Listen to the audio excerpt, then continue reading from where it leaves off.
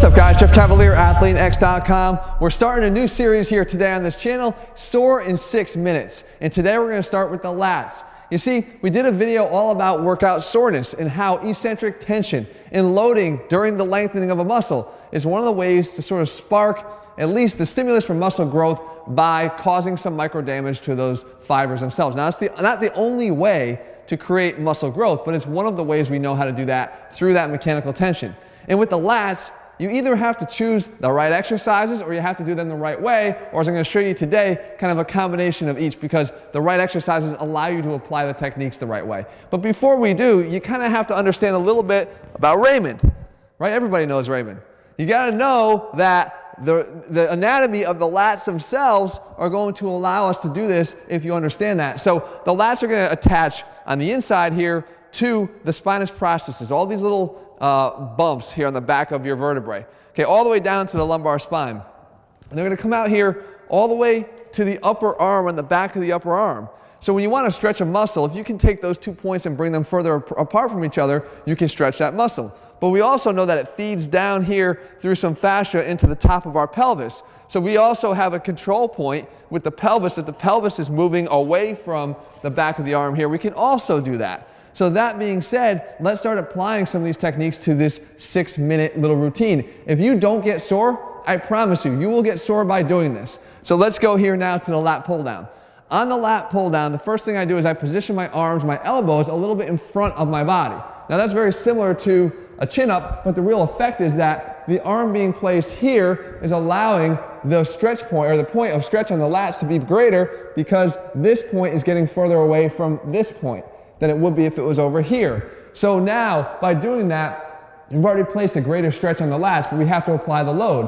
When you come down, do as normal. Retract your shoulder blades, pull them together on the bottom of the pull down. But as you go up, don't just allow your elbows to come forward, but allow the bar to go forward as well. Protract your scapula. Reverse the retraction that you have. Now, if you have an unstable shoulder, or if you have a really bad shoulder at the moment, this may not feel comfortable, and if that's the case, don't do it. But if your shoulder is feeling good, this should feel totally normal, because you're going through the motions here of the shoulder blades, protraction and retraction. But you'll feel a tremendously increased stretch on the lats with just even a couple reps.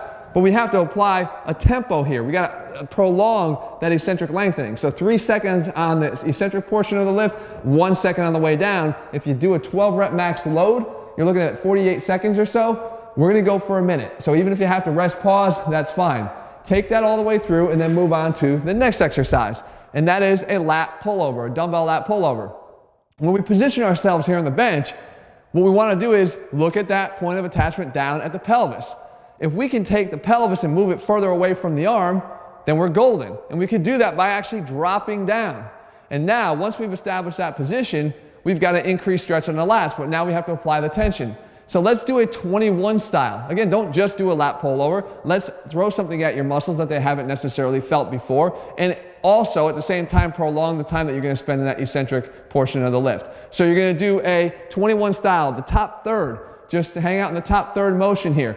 Pelvis is dropped. Do the 7 reps in the upper third of this exercise. Then immediately, without resting, go down to the bottom portion. This is where you're really going to feel the stretch.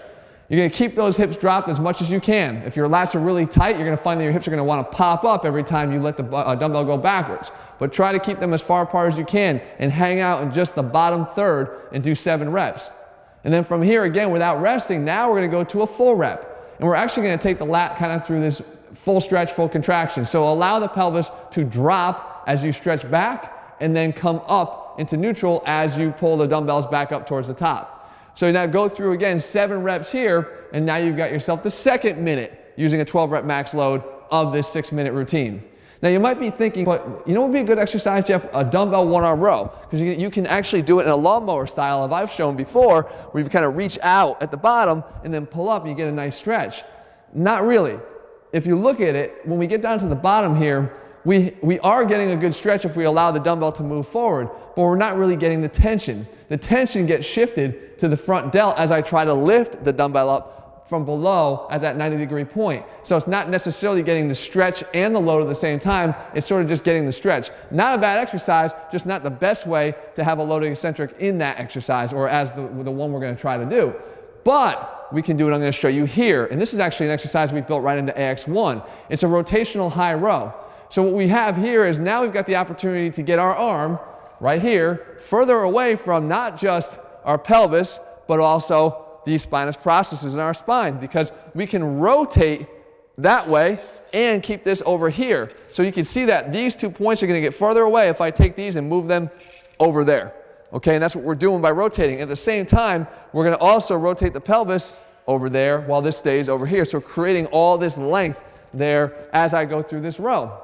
So you can see I try to row to the middle. I got that protraction or the retraction of the scapula again, and then I allow it to wrap around my body and protract and increase that stretch. Spending time again on that long duration eccentric to get that nice load and to really make sure that we're hitting it hard. We spend 1 minute on the left arm and 1 minute on the right arm. That's just 4 minutes.